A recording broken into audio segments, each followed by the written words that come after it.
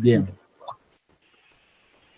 hola a todos y todas, bienvenidos a este espacio Reflexión Jurídica, un podcast que vamos a analizar temas fundamentales del derecho desde distintas perspectivas, ¿no? Nos alegra que estén aquí porque hoy hemos preparado un episodio especial para ustedes.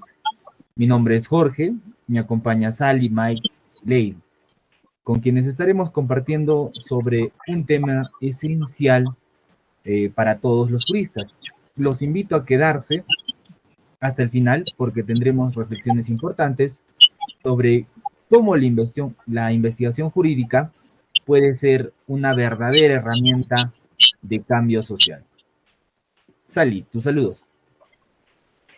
Muchas gracias a todos por estar presente en este podcast. Mi nombre es Ali Velázquez Pongo, estudiante de la Facultad de Ciencias Jurídicas y Políticas de la Universidad Nacional del Altiplano de Puno. Y en este episodio abordaremos un asunto central para el desarrollo del derecho, ¿no? El problema jurídico de investigación en sentido general. Bien, Mike. Un cordial saludo a todos los oyentes, los seguidores y los demás público que nos siguen en estos momentos. Un cordial saludo y buenas tardes. Mi nombre es Maijartur Flores Pacheco y les doy una cordial bienvenida y les sugiero que nos sigan por estas redes sociales y nos escuchen nuestros comentarios, nuestros puntos de vista, lo que vamos a abordar sobre esta problemática, sobre qué es la reflexión jurídica y unas posturas tanto naturalistas como positivistas. Bien, Lady. Bien, muy buenas tardes. Yo soy Lady Federico Mericoto, también estudiante de la Facultad de Derecho. Gracias también por acompañarnos en este espacio, en el cual a lo largo se desarrollará o exploraremos cómo la investigación jurídica no solo enriquece nuestro conocimiento, sino que también se convierte en una herramienta esencial para alcanzar la justicia. Comencemos. Correcto. Iniciemos con una pregunta fundamental que deberíamos de realizar, ¿no? Y es, ¿qué es el problema jurídico de investigación? Para comenzar, creo importante que nos detendremos en aclarar qué entendemos por un problema jurídico de investigación. ¿Será lo mismo, tal vez, como en otras ciencias sociales? Bueno, ya que este concepto es clave para cualquier trabajo académico y cualquier profesional en derecho. Hablemos de una situación problemática, un vacío o una controversia que requiere una interpretación y análisis jurídico. Esto implica plantear preguntas relevantes que no solo respondan a un interés personal, sino que también aporten al debate académico y a la práctica jurídica como tal. Escuchemos ahora las opiniones de, en este caso, primeramente Sally. Okay, muchas gracias. Un problema jurídico de investigación se define, ¿no?, como una cuestión específica, ¿no?, relevante y también delimitada dentro de un campo del derecho que requiere ser analizada para encontrar soluciones, interpretaciones o también propuestas normativas. Entonces, surge generalmente de una duda, ¿no?, un conflicto, un vacío legal en la aplicación de normas jurídicas. Y debe de formularse de manera clara, precisa y objetiva, ¿no?, para que sea viable. Debe permitir también el desarrollo, ¿no?, de una hipótesis y también ser investigable con fuentes jurídicas y doctrinarias, ¿no?, de contribuir, ¿no?, al entendimiento o a la mejora del sistema legal. Entonces, ese es el punto de partida que va a orientar todo el proceso de investigación jurídica. Mike, si de repente podrías indicarnos de tu parte. Bueno, siguiendo fundamental lo que dice la compañera Sally, aparte de eso, el problema jurídico, lo esencial es ver cuán importante es estudiar un problema social aplicando un método o aplicando una investigación jurídica cabal e integrando la observación y el análisis cuanti y cualitativo de estas dos posturas para de esa manera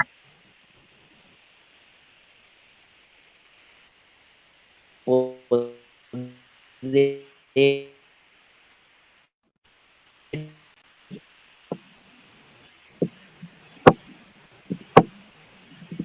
completar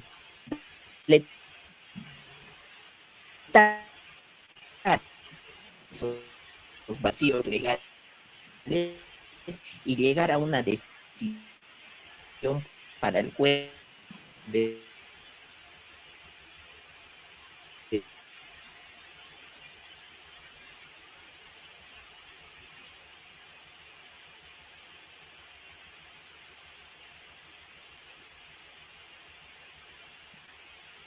Bien, creo que se está interpretando para continuar. El problema jurídico, el problema de investigación jurídica, además de ser claro, concreto y jurídicamente formulado, un problema jurídico de investigación debe tener un impacto práctico o teórico. ¿Qué significa esto? Que el problema no puede ser algo irrelevante o meramente abstracto. Debe tener una consecuencia real, ya sea en la práctica jurídica, por ejemplo, en cómo se resuelve un caso o cómo se aplica esta, la normatividad, o en el plano teórico, es decir, que ayude a comprender mejor el derecho, sus fundamentos o su evolución.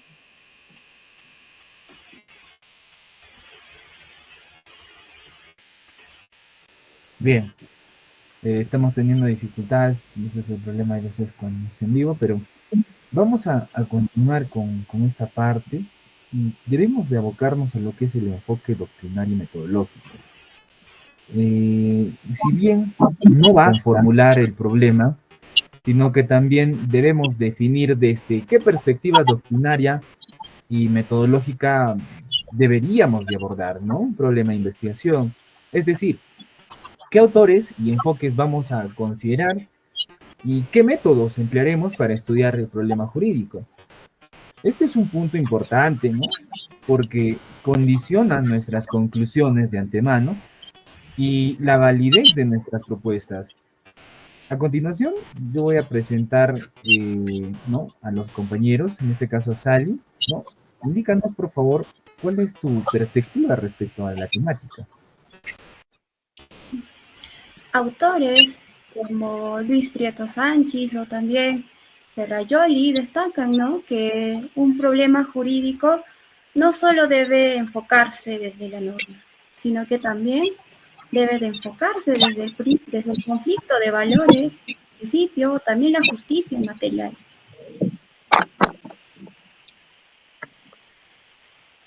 Correcto, Mike, creo que tenías dificultades, pero continuemos, a ver, en esta parte.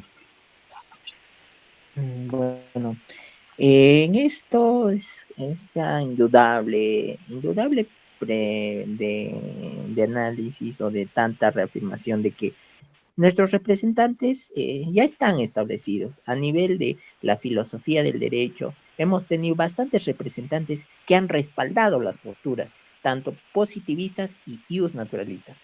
Pero lo más esencial de todo esto es que nuestros representantes han manifestado, han respaldado sus posturas de una manera tan idónea que desde el naturalismo como doctrina filosófica más preponderante ha pretendido integrar lo que es el positivismo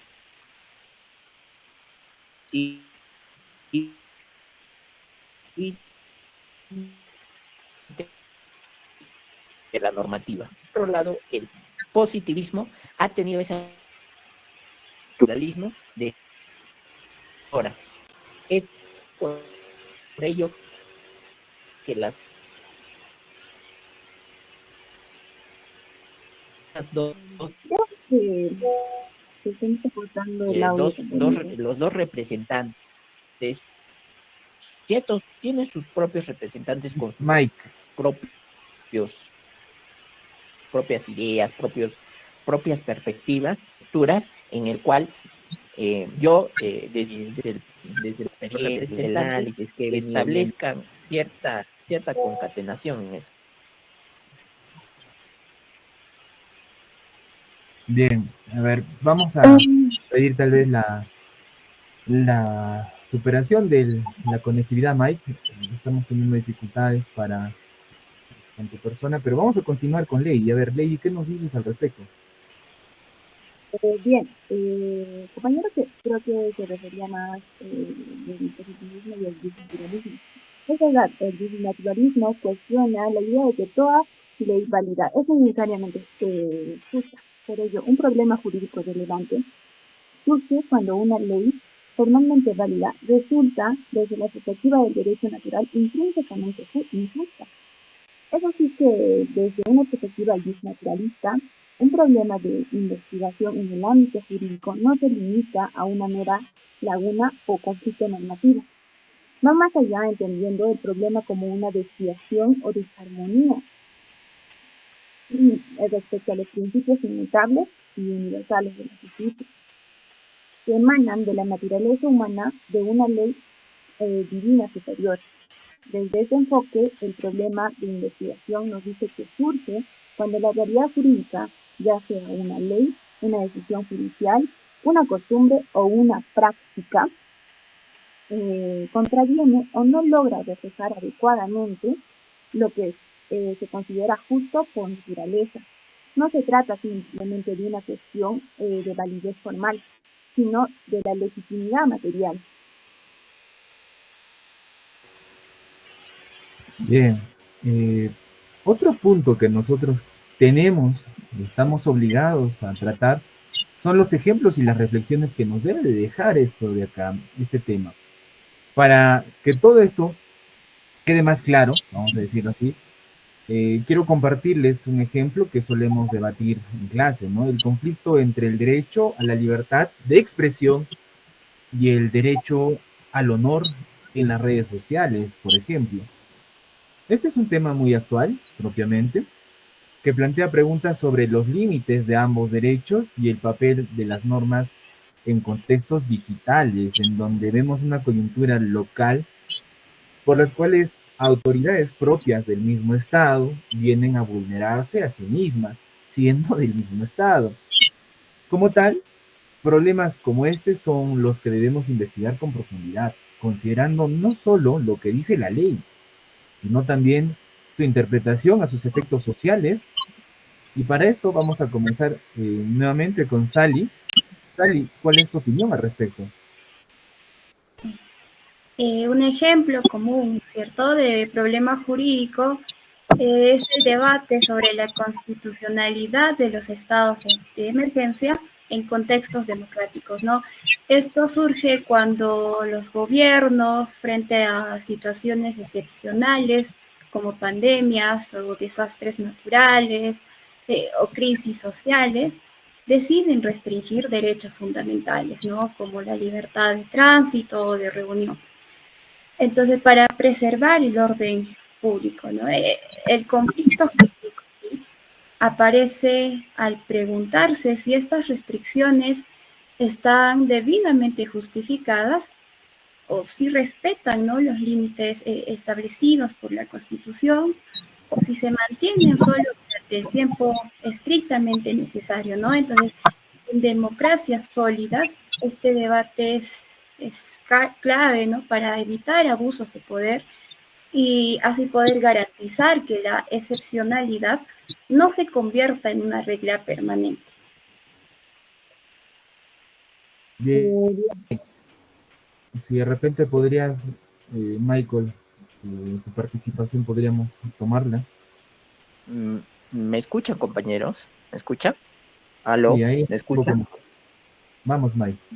Ya, bueno.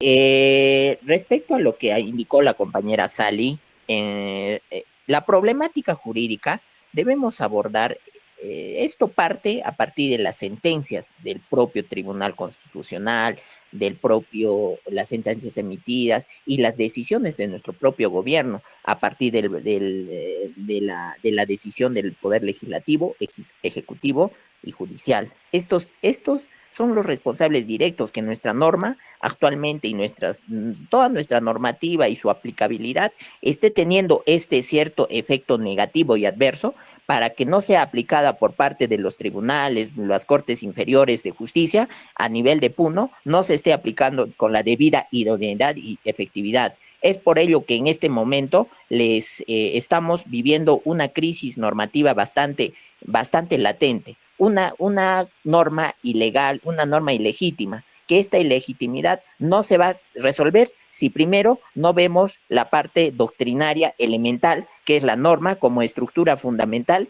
integrada, tanto lo moral, lo ético y lo normativo escrito y lo que establece la norma. Si no vamos a integrar estas dos estructuras, nuestra propia realidad social y nuestra propia normatividad que la tenemos, nos va a sacudir aún más. Y claro ejemplo es ahora, cómo es los dispositivos tecnológicos. A pesar que ha habido decretos, leyes, normas a nivel del legislativo que han emitido, las instituciones educativas, los entes de educación, salud y los demás sectores no están aplicando adecuadamente y no tienen el debido entendimiento suficiente de esta norma para poder implementar en la práctica y en la realidad y de esa manera satisfacer la verdadera calidad y eficacia que necesita la sociedad y poder tener pues efecto y viabilidad de estas normas.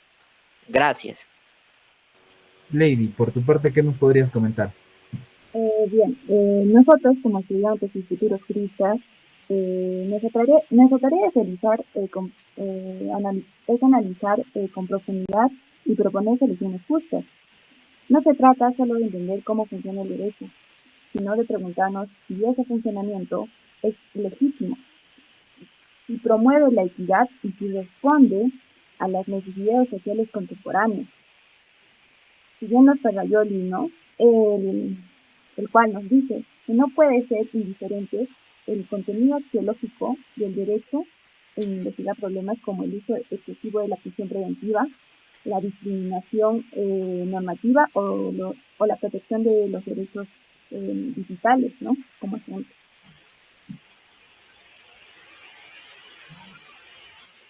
Bien, prosiguiendo con esta parte del podcast, debemos de indicar la importancia como tal de esta temática.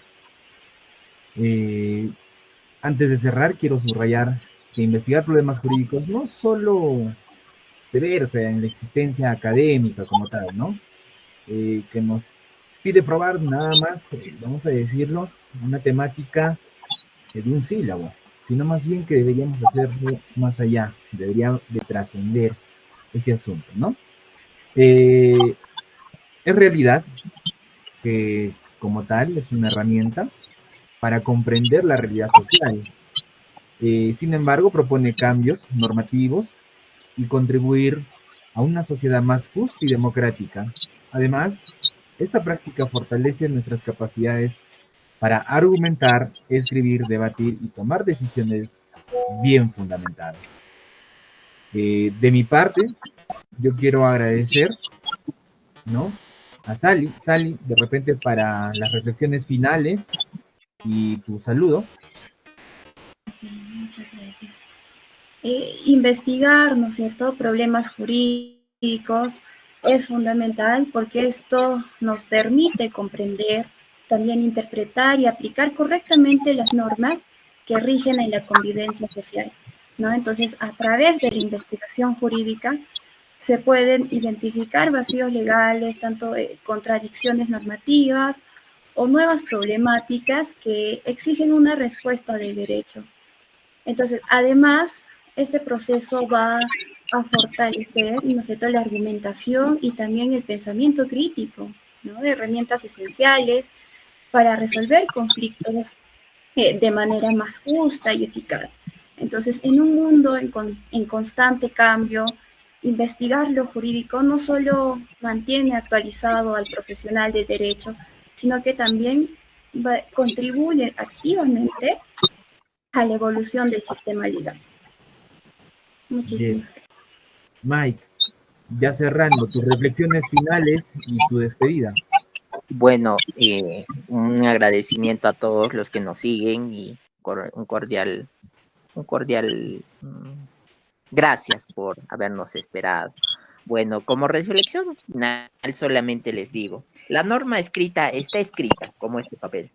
Nosotros debemos, como juristas, como futuros juristas y defensores del derecho, debemos ver más allá de este papel escrito, ver lo implícito que está ahí, lo esencial. ¿Y cómo lo vamos a hacer? Solamente reanalizando, haciendo un reanálisis, una reinterpretación de todo este bagaje normativo actual que se está viendo, que es un desorden completo.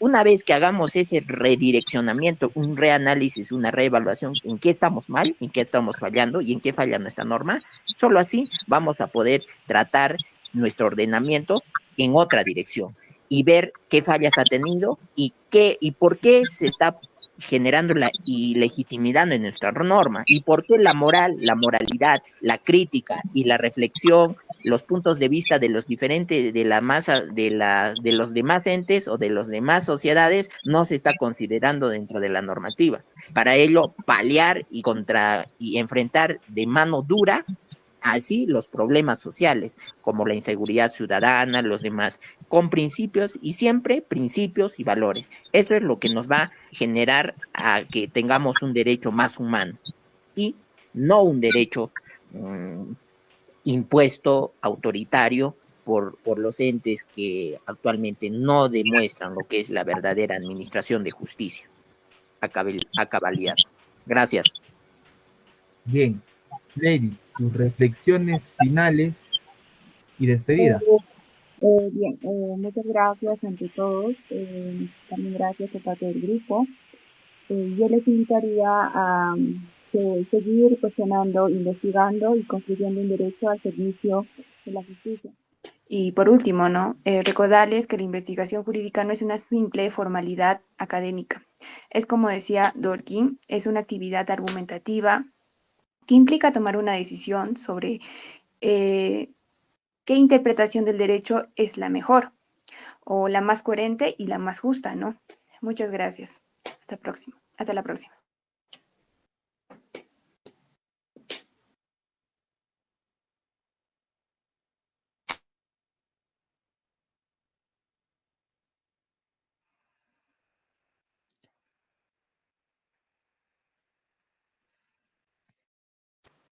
Creo que su audio, compañero, no está funcionando.